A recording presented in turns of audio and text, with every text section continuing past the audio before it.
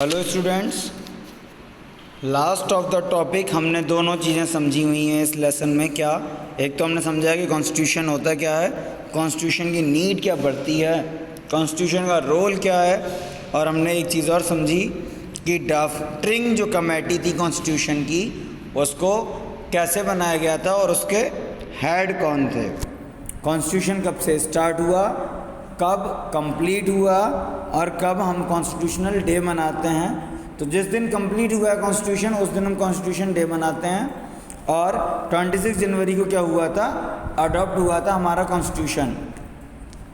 अब future of the constitution हमें देखना था इस वीडियो में।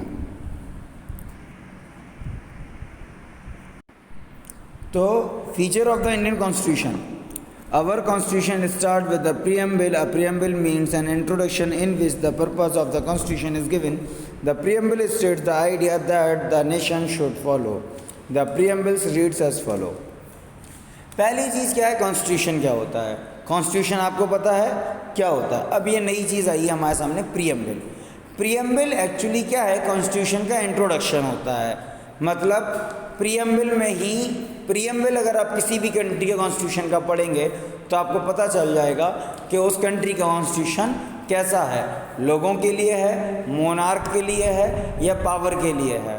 तो कॉन्स्टिट्यूशन के बारे में जितना भी इंफॉर्मेशन हमें मिल जाता है वो कहाँ से मिलता है, प्रीएम्बल से ही मिलता है। और प्रीएम्बल क्या शो कराता है, आइडिया शो कराता है उस नेशन का कि वो नेशन किस तरह से काम करने वाला, किस तरह से चलने वाला, किन लोगों को वैल्यू देने वाला लेसन है।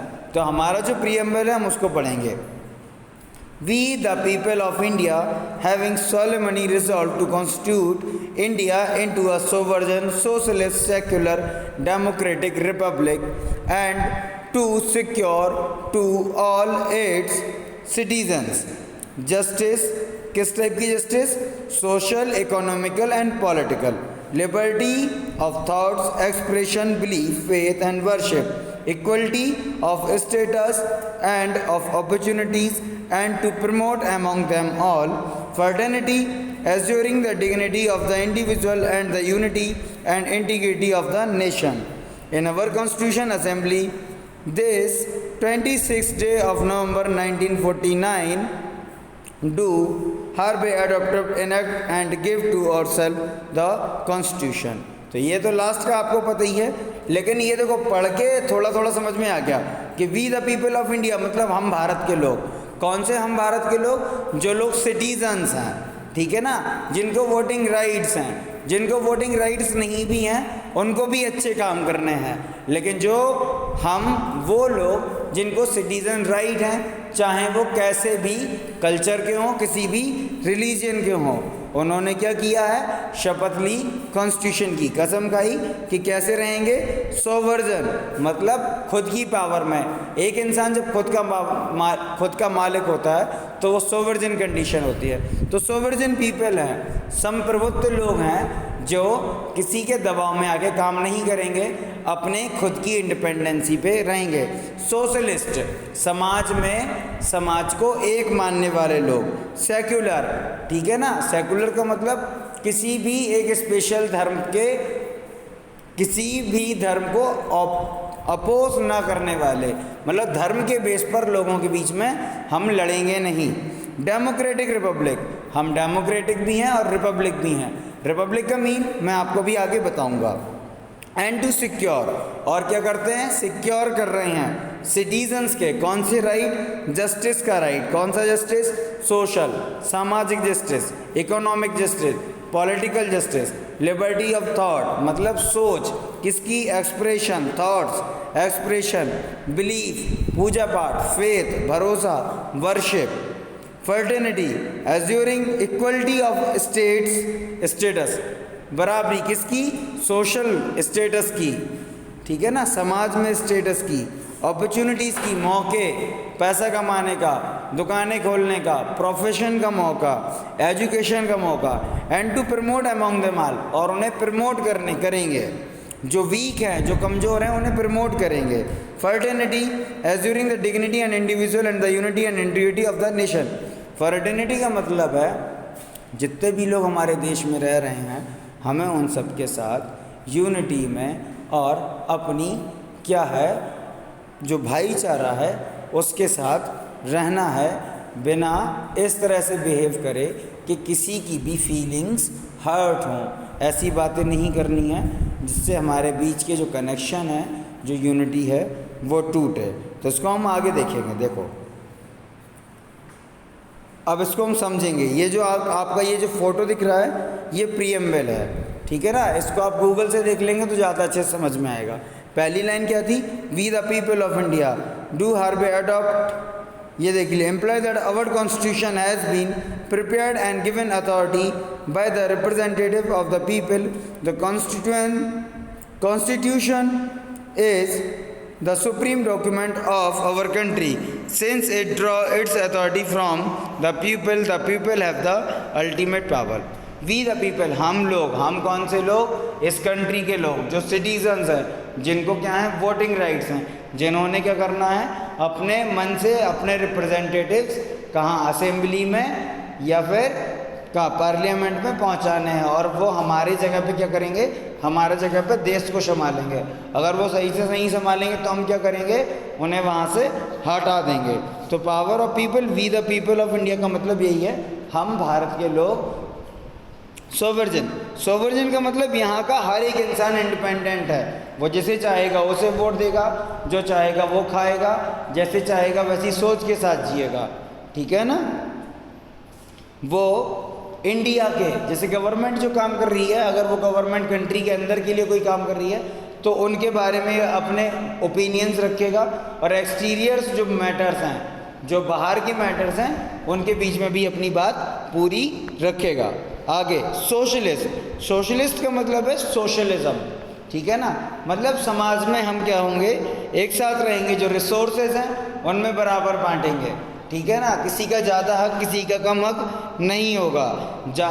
गवर्नमेंट जो भी चीज़ें लाएंगी उनमें रिच और पुअर्स में इक्वली डिवाइड्स होंगी, चाहे वो रोड्स का यूज़ हो, चाहे वो स्कूल्स का यूज़ हो, एजुकेशन का यूज़ हो, जॉब्स हो, वो सब में बराबर बटेंगी। सेकुलर, कंट्री का कोई धर्म नहीं है, कंट्री किसी भी रिलीजन के लोगों को ज़्यादा पावर या ज़्यादा वैल्यू नहीं देगी। कंट्री सारे, कंट्री जो हमारा देश है, जो हमारा कॉन्स्टिट्यूशन है, वो सारे रिलीजन्स की क्या रिस्पेक्ट करता है, ठीक है ना। और कंट्री का कोई रिलीजन नहीं है। डेमोक्रेटिक का मतलब, डेमोक्रेटिक तो आपको पता ही है, पीपल्स अपने रिप्रेजेंटेटिव सिलेक्ट करेंगे, वही क्या करेंगे, कंट्री के लिए अच्छा सोचेंगे, वही रूल्स लाएंगे नया, और अगर वो अच्छे से काम नहीं करेंगे तो उन्हें हम हटा देंगे। तो इस तरह से इंडिया क्या है, डेमोक्रेटिक कंट्री है, और इनडायरेक्ट डेमोक्रेटिक कंट्री है। डायरेक्ट डेमोक्रेटिक कंट्री में हर डिसीजन में लोग खुद पार्टिसिपेट करते हैं, और इनडायरेक्ट डेमोक्रेसी में लोग अपने रिप्रेजेंटेटिव्स के द्वारा क्या करते हैं, पार्टिसिपेट कराते हैं।